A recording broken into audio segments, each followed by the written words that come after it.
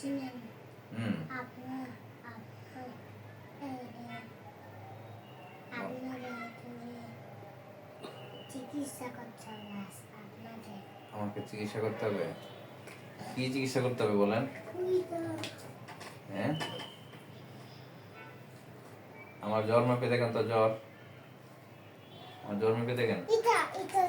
হ্যাঁ দেন, কোথায় জ্বর মাপতে হয়? এখানে। এটার নাম কি? এখানে কি দেয় এটা? থার্মোমিটার। আচ্ছা, আপনি আমার কে মাপেন? কাশ আছে কেন?